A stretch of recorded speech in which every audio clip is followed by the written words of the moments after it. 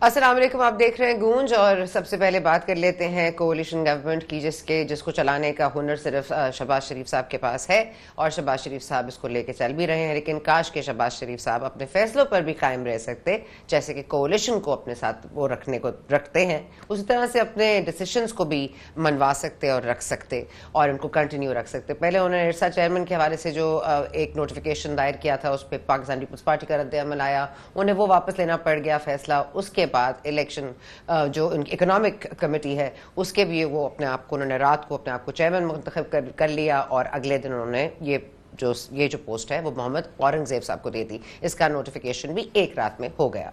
अब ये जो काबीना है बहुत अच्छी है, बहुत सहल है, बहुत काबिल लोग हैं इसमें, लेकिन हम क्या करें कि इसाक डार साहब जो हैं वो फाइनेंस में ऐसे हैं कि यू कैन टेक डार साहब out of the finance but you can not take finance out of the डार साहब। और ये इस वजह से भी है क्योंकि कल उन्होंने इंटरनेशनल मीडिया पर बात करते हुए यही कहा है कि वो चाहते हैं कि भारत के साथ तजारत खोली जाए, और प्राइवेटाइजेशन कमेटी के भी हेड इसाक डार साहब हैं। How surprising is that. और इस पूरे मामले में अता तारड़ साहब ऐसी काबीना के और ऐसे शहबाज शरीफ साहब के स्पोक्स पर्सन भी हैं और हमारे वजीर इतलात भी हैं, और वो क्या फरमा रहे हैं और दे रहे हैं एडवाइस पीटीआई को। क्या दे रहे हैं जरा सुनिए। की बात ये कर लें कि तहरीक इंसाफ इस वक्त बहुत टूट फूट का शिकार है। फॉरवर्ड ब्लॉक की खबरें आ रही हैं, गौहर खान साहब एक बात करते हैं और दूसरी तरफ से शेर अफजल मरवत साहब दूसरी बात करते हैं। कोई कहता है कि खान साहब ने कहा था कि मजलिस वहदतुल मुस्लिमीन को ज्वाइन करना है, कोई कहता है कि नहीं, उन्होंने कहा था कि सुन्नी इत्तेहाद काउंसिल को ज्वाइन करना है, कोई कहता है कि ये गलत कह रहा है, कोई कहता है कि वो गलत कह रहा है। आप एक कौमी जमात हैं, आपका बिहेवियर तो ऐसा है जिस तरह छोटे बच्चे आपस में लड़ते हैं। आप भी ये आपस के इख्तलाफात जो आपके चल रहे हैं और जो ग्रुप बंदी चल रही है और आपकी जमात टूट फूट का शिकार है, ना इत्तफाकी है, आपस में बदस्तों गिरेबां हैं।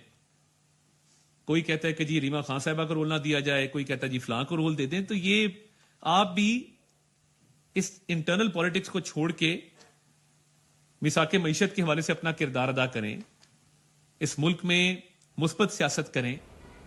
ज्यादा टूट फूट का शिकार पाकिस्तान तहरीक इंसाफ है, ये तो आगे जाके हम बात करेंगे। क्या फॉरवर्ड ब्लॉक बन गया है? शौकत बसरा साहब ने इसकी तरदीद की है, लेकिन ऐसे कुछ लोग हैं जिनके खिलाफ शो कॉज नोटिस आएंगे और ये कहा जा रहा है, शेर अफजल मरवत साहब कह रहे हैं कुछ 40 लोग हैं पंजाब में जिनके खिलाफ ये शो कॉज नोटिस आएंगे। इतनी तादाद बसरा साहब को नजर नहीं आ रही, लेकिन शेर अफजल मरवत साहब को I think he is got the right view कि उनको नजर आ रही है। लेकिन अब इस पूरे मामला और ये जो गुत्थी उलझ गई है, इसको जरा सुलझाने की कोशिश करेंगे, गुजारने की कोशिश करेंगे।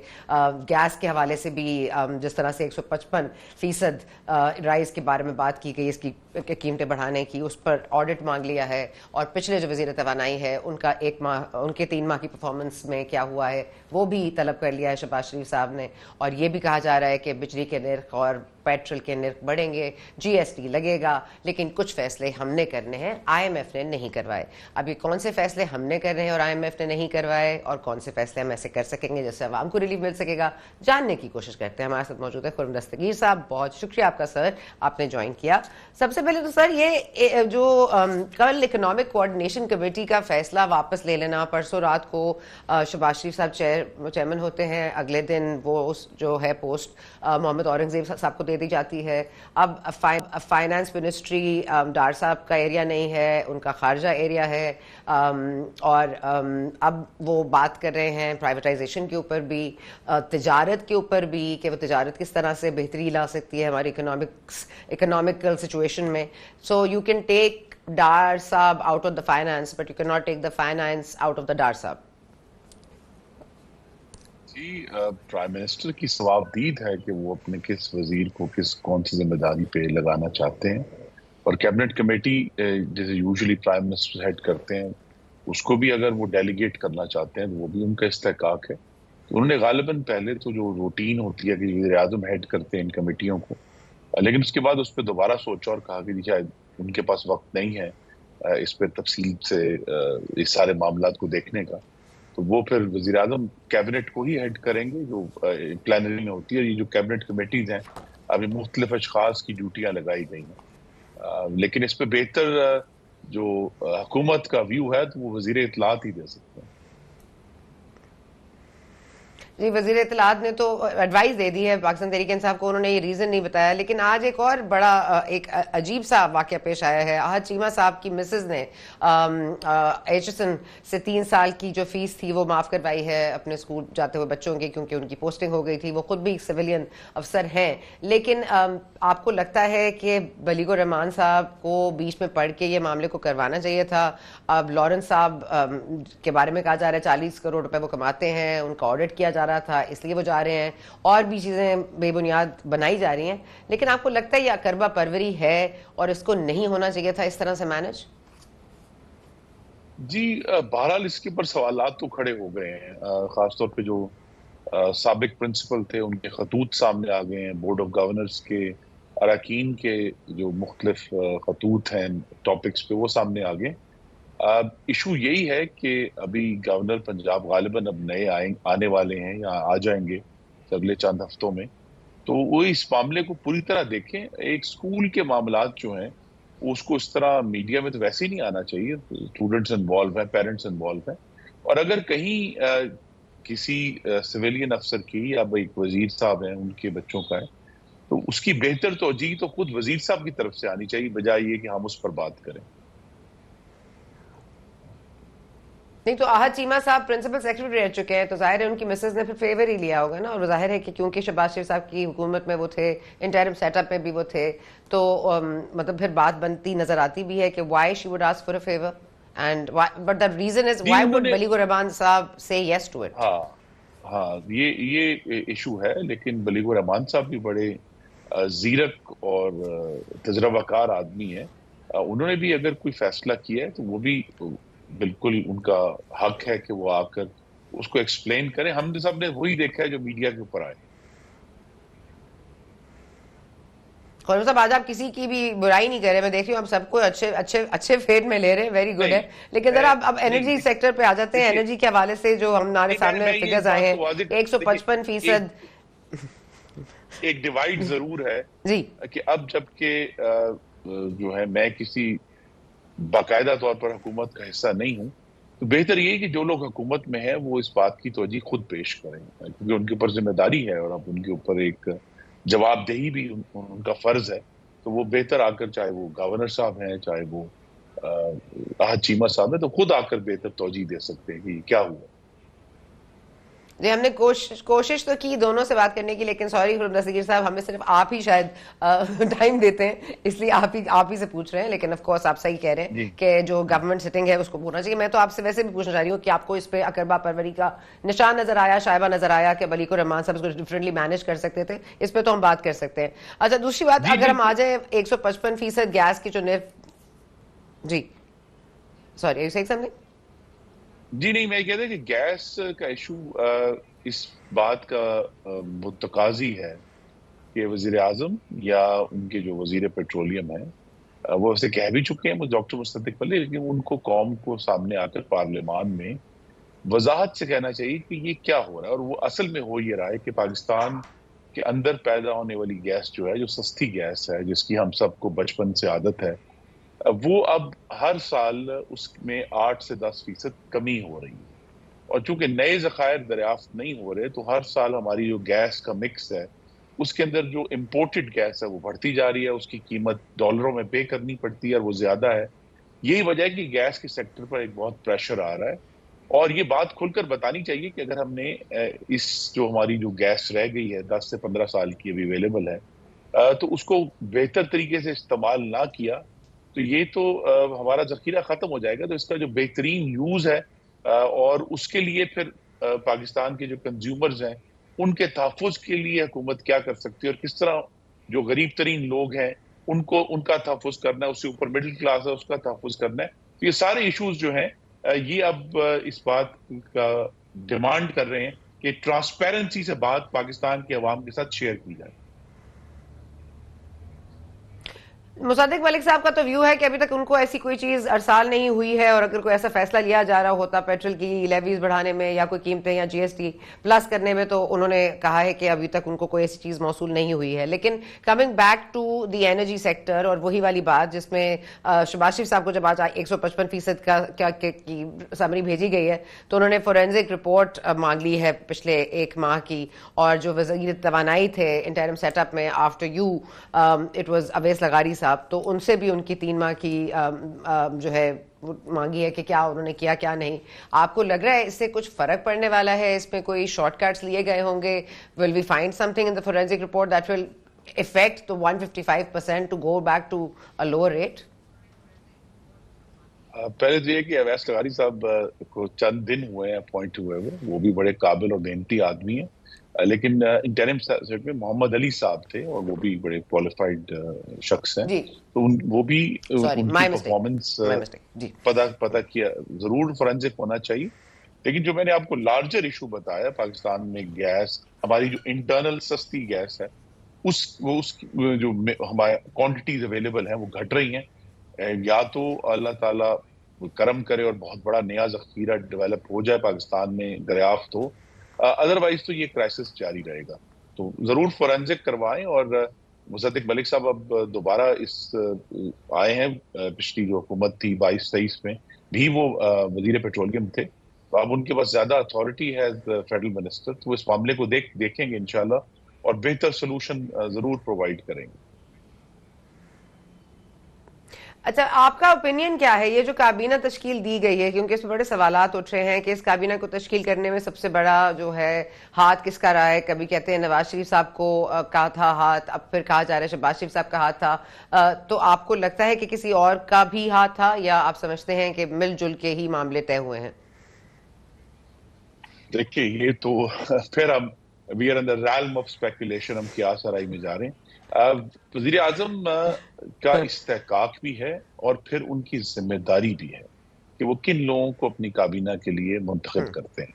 तो उन्होंने अपने इस्तेहकाक का इस्तेमाल किया है और कुछ अरसे बाद फिर उनके ऊपर जवाबदेही भी होगी, क्या ये लोग आपने मुंतखब किए थे इन्होंने परफॉर्म किया या नहीं किया। तो इस वक्त तो हम जो है, क्योंकि अभी ज्यादा देर नहीं हुई, चंद हफ्ते ही हुए हैं, तो हमें जो वज़ीर आज़म को जरूर वक्त देना चाहिए कि उनकी टीम, वो अपनी टीम को फॉर्म करें और पूरी तरह उसको पुश करें परफॉर्म करने के लिए। लेकिन 6 से 9 महीने बाद ये सवाल उठने शुरू हो जाएंगे कि उन्होंने किन लोगों को चुना और क्या वो लोग दुरुस्त थे ऐसे कामों के लिए।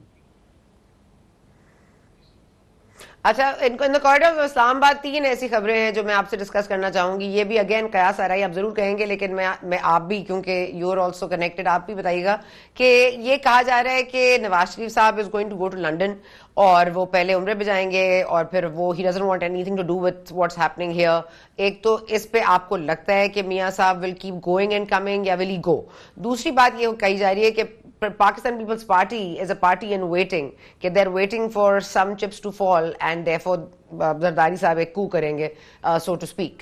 और तीसरी खबर ये है कि शहबाज शरीफ साहब एंड नवाज शरीफ साहब आर नॉट गेटिंग अलोंग, क्योंकि वो चाहते हैं कि नवाज साहब के शहबाज शरीफ साहब उनकी बात माने, लेकिन शहबाज शरीफ साहब कहीं और से बात मान रहे हैं। इसको एक एक करके ले लेते हैं। पहला तो ये है कि मोहम्मद नवाज शरीफ जो मुस्लिम लीग नून के कायद हैं, वो अगर अब जाएंगे बैरून मुल्क तो आर्जी तौर पर जाएंगे, वो मुस्तकिल तौर पर पाकिस्तान में हैं अभी तक जो पार्टी का अंदर फैसला हमें बताया गया है, और वो कुछ अरसे के लिए जाएंगे अपने मेडिकल चेकअप्स के लिए, उन्हें 6 महीने हो गए आए हुए, और उसके बाद वो दोबारा वापस आ जाएंगे और वो यहाँ अवेलेबल होंगे एडवाइस करने के लिए शहबाज शरीफ साहब को भी और मरीम नवाज साहिबा को भी। और उनकी प्रेजेंस जो है अज खुद पार्टी के लिए एक तकवीत का बायस है, और उनका जो तजर्बा है, 5 साल वो वजीर आला रहे हैं और तकरीबन कुल मिला के जो 3 अदवार थे उनमें 7 से 9 साल वज़ीर आज़म रहे, तो लिहाजा एक बड़ा था तजुर्बा है। सारे जख्म जो सियासत के कोई खा सकता है वो उन्होंने जख्म उनको लगे हुए हैं, लिहाजा उनकी हमें एक्सपीरियंस से सबक सीखना चाहिए और उनकी बात सुननी चाहिए। दूसरा ये है कि ये जो इशू है कि जी कौन किसका कह रहा है, as I said the buck stops at prime ministers desk. Bill आखिर कोई बात किसी से कर रहा है या नहीं कर रहा, जिम्मेदारी एक पाकिस्तान के मुंतखब वज़ीर आज़म शहबाज शरीफ साहब की है कि वो इन सारे मामलात को मैनेज करते हैं। ये आसान नहीं होगा, एक बहुत बड़ा चैलेंज है।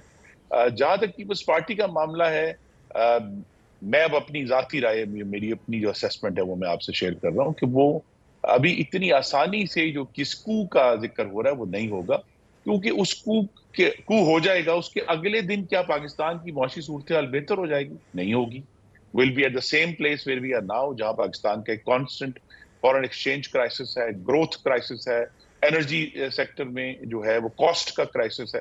تو لہذا وہ میرے خیال میں تو اتنی جلدی نہیں کریں گے حکومت میں آنے کے لیے. یہ تو اگر شہباز شریف صاحب انشاءاللہ پاکستان کو بہتری کی طرف لے کے جاتے ہیں, اور غالباً 2026 کے آغاز میں اگر پاکستان میں اسٹیبلٹی نظر آنا شروع ہو جاتی ہے ہر لحاظ سے, تو پھر شاید ہو سکتا ہے کہ وہ سوچیں پاکستان پیپلز پارٹی. لیکن اس سے پہلے تو میں نہیں سمجھتا کہ کسی طرح وہ چاہیں گے کہ اس جو بہت ہی مہیب معاشی اور سیاسی صورتحال ہے, اور اب اس میں ایڈ کرنا چاہوں گا کہ جو ٹیررزم کا کرائسس ہے جو مستقل 2021 کے بعد سے بڑھ رہا ہے, اور 3 گنا پاکستان میں ٹیررسٹ انسیڈنٹس بڑھ چکے ہیں 2020 کے مقابلے میں, تو اس کو بھی ساتھ ساتھ ہی مینج کرنا ہوگا. تو اگر کو ہوتا ہے تو اتنا آسان نہیں ہے کہ اگلے دن حکومت جو ہے وہ سنبھال لیں گے اور صرف غلبہ حاصل کر لیں گے. اس وقت تو پاکستان میں جس نے غلبہ حاصل کرنا ہے اس کو ملبہ بھی اٹھانا پڑے گا. اچھا, اور ایران گیس پائپ لائن کے اوپر کنگریشنل ہیئرنگ جو ہوئی تھی ہمارے الیکشنز کے حوالے سے, ہیومن رائٹس کے حوالے سے, ویمن ایشوز کے حوالے سے, اس میں ایران گیس پائپ لائن کے اوپر امریکہ کافی سخت رویہ رکھتا ہے, اور وہ سمجھتا ہے کہ ہم امریکہ کو بھی متبادل دینا چاہیے اور ایران سے ہمیں نہیں لینی چاہیے گیس. آپ کو لگتا ہے that could also affect Iran gas pipeline, جو Pakistan Iran gas pipeline کے جو ہے آلریڈی پروجیکٹ انڈر وے؟ جی, ایران پائپ لائن اس وقت ایک بہت بڑا منصوبہ تھا جس کو ریڈیکلی کٹ کیا گیا, اور پاکستان اگر اپنی سرزمین پر گیس پائپ لائن بنا رہا ہے تو یہ پاکستان کا ایک ایز اے سوورن کنٹری حق ہے. اور اس کے آگے اگر دیکھیے اصل ایشو یہ ہے کہ گوادر تک تو پائپ لائن آ جائے گی, وہ بہت تھوڑا فاصلہ ہے بارڈر سے. اس کے آگے ایک بہت بڑا پروجیکٹ ہونا ہے جس نے پائپ لائن کو پورے ملک تک لے کر جانا ہے, اور وہاں بلینز آف ڈالرز ریکوائرڈ ہے.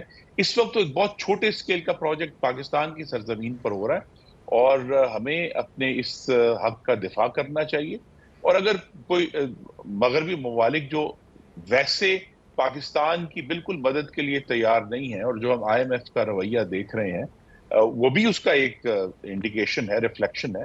تو لہٰذا اگر تو وہ چاہتے ہیں کہ پاکستان ایران کے اوپر یہ ٹریڈ نہ کرے, تو پھر ان کو وہ کیا الٹرنیٹو دے سکتے ہیں؟ ان کے پاس الٹرنیٹو نہیں ہے. اور اسی لیے میں نے جہاں آپ سے ذکر کیا نا کہ یہ جو گیس پائپ لائن کا فیصلہ کیا گیا, یہ اسی تناظر میں کیا گیا کہ پاکستان کی اپنی گیس بہت تیزی سے کم ہو رہی ہے, اور ہمیں آج 10 سال انتظار نہیں کرنا, آج اپنے لیے متبادل گیس کا ذریعہ فراہم کرنا ہے. لہٰذا ہمیں اس گیس پائپ لائن پر انسسٹ کرنا چاہیے. اور اس کے بعد اگر امریکہ اور دوسرے مغربی ممالک جو ہیں وہ اس پر ڈسکشن ہوتی رہی ہے ماضی میں بھی کہ جی کیا کوئی گلف کراس کر کے مڈل ایسٹ سے پاکستان کے اندر پائپ لائن لے دی, انڈر سی پائپ لائن لے کر لی کی جائے, تو اگر اس کو وہ فائنانس کرتے ہیں تو بہت اچھی بات ہے. لیکن آنا اس نے بھی گوادر ہے جو پائپ لائن آئے گی. تو لہذا یہاں جو نیٹ ورک اور جو بنیاد قائم کرنا ہے وہ پاکستان کے لیے ایک بڑا امپیریٹو, اور فوراً اس پہ بلکہ اس پروجیکٹ کو بہت تیزی سے کرنا چاہیے تاکہ ہم تیار ہوں کہ کہیں سے بھی ہمیں گیس اگر ملتی ہو تو ہم اس کو لے کر تو پاکستان کو فیڈ کر سکیں. Okay, As promised, we have Meher Banu Qureshi with us. Meher Banu Qureshi صاحبہ, ایک تو آپ مجھے تھوڑا سا اپڈیٹ کریں گی اپنے معاملات کو, کیونکہ ٹرائیبیونل میں آپ گئیں, پھر سپریم کورٹ کو آپ نے کہا کہ you will move in supreme court اگر الیکشن ٹرائیبیونل آپ کو وہ نہیں دیتا, اور ساتھ ساتھ ہم یہ بھی دیکھ رہے ہیں کہ آپ نے کہا تھا ملتان میں سب سے زیادہ ریجیکٹڈ ووٹس ہیں, اور ابھی ایک جو حلقہ کھولا گیا پچھلے دنوں اس میں جتنے ریجیکٹڈ ووٹس تھے وہ دوسروں کو دے دیے. تو ایسا نہ ہو کہ آپ لوگ نمازیں بخشوانے جائیں اور روزے بھی گلے پڑ جائیں. ہونے کو تو کچھ بھی ہو سکتا ہے. ثنا, السلام علیکم, تھینک یو. دیکھیے, میں ابھی ٹرائیبیونل میں میری اپیل دائر نہیں ہوئی ہے, اس ہفتے ہو جائے گی انشاءاللہ, اٹس ریڈی.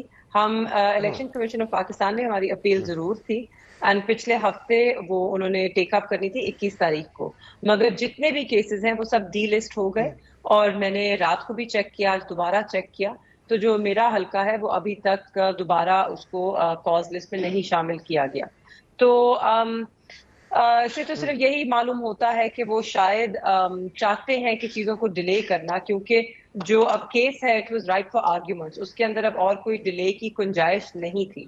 بہرحال انہوں نے کرنا ہے جو وہ کریں گے، مگر ہم جو ہے اپنے قانونی کارروائی پوری کریں گے، کہیں بھی کوئی میدان خالی نہیں چھوڑیں گے. انشاءاللہ اگر ہمیں یہ ای سی پی سے آگے نہیں بڑھتا ہے تو اس کے بعد next step is the high court and اگلا step would be the supreme court, اور ساتھ ساتھ ہم ٹرائیبیونل میں بھی اس کو چلائیں گے. آپ کو معلوم ہے ٹرائیبیونل میں کس طرح لمبی لمبی تاریخیں پڑتی ہیں. ایک بینچ تشکیل دی ہے پنجاب کے لیے، اور اس کے لیے صرف 2 دن، ہفتے میں 2 دن اسائن کیے گئے ہیں 3 بجے کے بعد جب وہ سنیں گے. تو آپ کے سامنے ہے کہ کتنی زیادہ اپیلز دائر کی گئی ہیں. تو اگر 2 دن صرف چلیں گی تو یو کین امیجن کہ کتنے سال لگیں گے انصاف ہونے میں.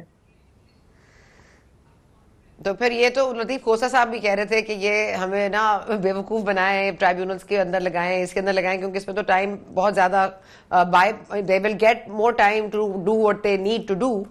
تو آپ کو تو اسے کچھ نہیں ملے گا. لیکن ایک اور جو بات کرنی ہے ہمیں مہربانوں، کیونکہ بار بار بات ہو رہی ہے کہ فارورڈ بلاک بن رہا ہے کوئی پنجاب میں، اور شیر افضل مروت صاحب نے بھی کچھ گفتگو کی ہے. میں چاہوں گی اگر آپ ایک دفعہ سن لیں تو I want to take your comment on that. ہم شیر افضل مروت صاحب پلے کر سکتے ہیں پروڈیوسر؟ ریئلائز ہونا چاہیے بہت سارے پیسے والے آزاد حیثیتوں میں کھڑے ہیں. ماضی میں بھی مینڈیٹ کی چوری اس طرح ہوئی ہے ووٹ خریدنے سے. سب سے بڑی ہماری اولین ترجیح ہے خان صاحب کی رہائی کی. خان کی گرفتاری اتنی طوالت اختیار نہ کرتی اگر عدالت کیسز کے ٹرائل اس طرح نہ کرتے. پوری پلاننگ سے خان کے ٹرائلز ہوئے. سائفر کیس میں امید ہے کہ منگل تک اچھی خبر. جی Mehrbano, he is talking about good news in the cipher case, اور وہ تو ہم جب جس طرح سے پروسیڈنگز ہو رہی ہیں ہم دیکھ رہے ہیں کہ doesn't have a chance to stand. So are you going to be welcoming your father home soon? آپ کو you see hope in that?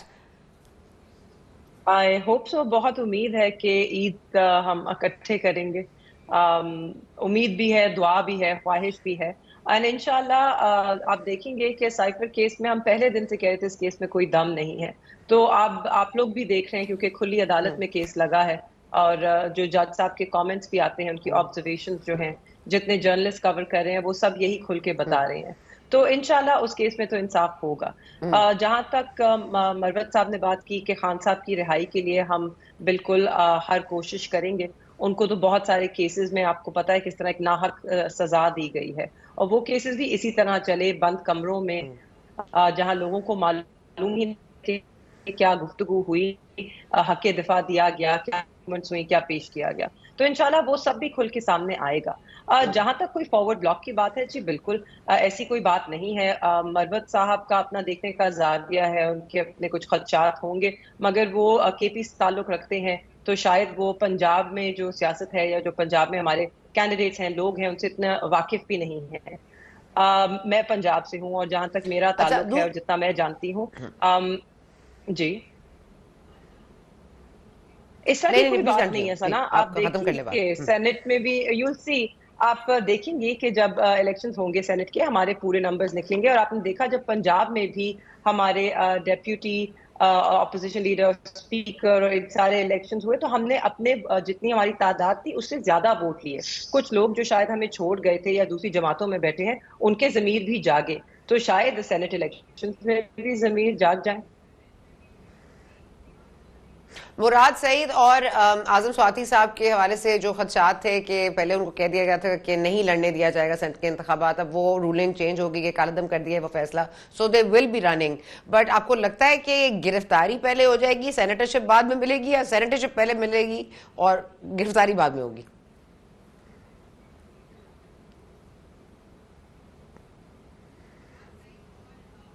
مہربانو. Swati صاحب کو بھی شاید گرفتار کرنا ناممکن ہو ان کے لیے. جی جی جی جی آپ کی آواز نہیں آ رہی. تو نہیں بالکل دیکھیے، او سوری، میں کہہ رہی تھی کہ نہیں دیکھیے، مراد صاحب تو جو ہیں وہ روپوش ہیں، ان کو گرفتار کرنا تو ان کے لیے بالکل ناممکن ہے، وہی تو اب تک کر چکے ہوتے. انشاءاللہ آپ دیکھیں گے کہ عدالت نے بالکل صحیح فیصلہ دیا، اور یہ پہلے بھی وہ کہہ چکے ہیں کہ اگر کوئی مفرور ہے تو اس کو آپ الیکشن لڑنے سے نہیں روک سکتے. تو بہت خوش آئند بات ہے، اچھا فیصلہ ہے. لوگوں کو ان کا حق ملنا چاہیے ہے، اگر وہ الیکشن لڑنا چاہتے ہیں ان کا یہ پورا حق ہے. اور کاش کہ یہ پہلے اس کو ہم امپلیمنٹ کر سکتے اور ہمارے جنرل الیکشن میں بھی جتنے کینڈیڈیٹس ہیں جن کو روکا گیا ان کے ساتھ بھی اس طرح ناانصافی نہ ہوتی. بہرحال it's time to move forward and انشاءاللہ آپ دیکھیں گے کہ سینٹ میں ہم اپنے پورے نمبرز لیں گے اور پنجاب میں کوئی اس طرح کا فارورڈ بلاک نہیں ہے. اچھا، ایک اور جو خدشہ ہے وہ یہ ہے کہ سنی اتحاد سے، جس پہ آپ کے بھائی ریپرزینٹ بھی کر رہے ہیں زین قریشی صاحب ان پارلیمنٹ، تو کہا جا رہا ہے کہ سنی اتحاد کاؤنسل کا بھی نشان آپ سے لے لیا جائے گا، وہ کور بھی آپ سے چھین لیا جائے گا. So then every one will be independent and then ایک منڈی لگے گی جس سے کچھ لوگ یہاں چلے جائیں گے، کچھ لوگ وہاں چلے جائیں گے. بٹ دیز آر پیپل جو یہ سارے پریشر ٹیکٹکس کو فیس کر کے آئے ہیں. Do you expect any different results? Absolutely absolutely not, بالکل نہیں. دیکھیں اس وقت جتنے بھی لوگ پارلیمان میں ہیں نا، وہ ایک جیسے کہتے ہیں آگ کا دریا عبور کر کے آئے ہیں. اگر انہوں نے بکنا ہوتا یا جھکنا ہوتا تو وہ اتنی مشکلات کا سامنا ہی نہ کرتے. آپ کے سامنے ہے پچھلے 1.5 سالوں میں کتنے پرچے بھگتے، الیکشنز میں پرچے، گرفتاریاں، زد و کوب کیا گیا، لوگوں کو ہراساں کیا گیا، اور اس کے باوجود لوگ اپنی جگہ سے نہیں ہلے. اور مجھے پورا یقین ہے کہ ابھی بھی کوئی اپنی جگہ سے نہیں ہلے گا، کیونکہ آپ کے سامنے ہے سنا، لوگ یہ بھی دیکھ رہے ہیں کہ کس جماعت کو پذیرائی حاصل ہے عوام میں. آخرکار تو سب سیاستدان ہے نا، عوام کے بغیر ہر کوئی تو نہیں ڈاکے ڈال سکتا ووٹوں پہ اور جال سازی کے تحت حلف اٹھا سکتا. At the end of the day آپ کو عوام کے پاس جانا ہوتا ہے، عوام سے ووٹ لینا ہوتا ہے. تو آپ عوام کے جو جذبات ہیں ان کے ساتھ یوں نہیں کھیل سکتے. اور جو بھی منجھا ہوا سیاستدان ہے وہ یہ جانتا ہے کہ اگر وہ کسی ایک جماعت کی وجہ سے اس کو ووٹ مل رہا ہے، اور اس وقت جنرل الیکشن میں ہم میں سے ہم سب کو اگر ووٹ پڑا ہے تو ہماری ذاتی حیثیت کی پہ نہیں پڑا ہے، ہمیں عمران خان کے نظریے کا ووٹ پڑا ہے اور تحریک انصاف کے نمائندے ہونے کا ووٹ پڑا ہے، اور یہ بخوب سب جانتے ہیں. اچھا، یہ آخر میں بتا دیجیے گا مہربانوں، کیونکہ وہ جو خیبر پختونخوا کا اجلاس ہے وہ ملتوی ہو رہا ہے بار بار، کیونکہ وہ نہیں چاہ رہے کہ سنی اتحاد کونسل والے جو سیٹیں ہیں، جو مخصوص نشستیں بانٹ دی گئی ہیں، بندر بانٹ ہو گیا ہے کیونکہ فیصلہ آ گیا ہے سپریم کورٹ سے بھی، تو وہ تاکہ وہ اوت نہ لے سکیں اور آپ سینٹ انتخابات میں کچھ آپ کے پاس لیوریج ہو. تو آپ کو لگ رہا ہے this is a good tactic and you will be able to continue this till the second? اور آلسو کیونکہ ابھی جس طرح شیر احمد مربت صاحب کہہ رہے تھے کہ we have to be very stringent on everything, ہمیں بڑا دیکھ بھال کے کرنا پڑے گا کیونکہ بہت پیسے والے لوگ بھی یہاں پر ہیں. پیسوں کی بات نہیں، بالکل دیکھ بھال سے بالکل ہمیں چلنا ہوگا، بیکاز آپ کے سامنے ہے کہ the cards are stacked against us.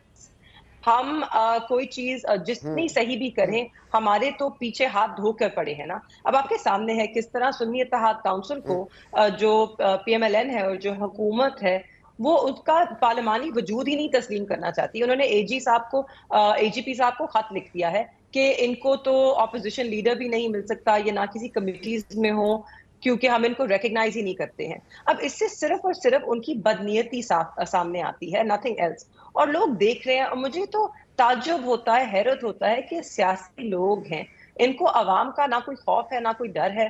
آج اگر حکومت میں بیٹھ گئے ہیں تو کتنی دیر چلے گی حکومت؟ بعد میں عوام کے پاس تو جانا ہی جانا ہے. تو یہ اپنی سیاست کو اپنے ہاتھوں سے دفن کر رہے ہیں ان حرکتوں سے اور ان حماقتوں سے، اور لوگوں میں ان کو پذیرائی پہلے بھی نہیں حاصل تھی.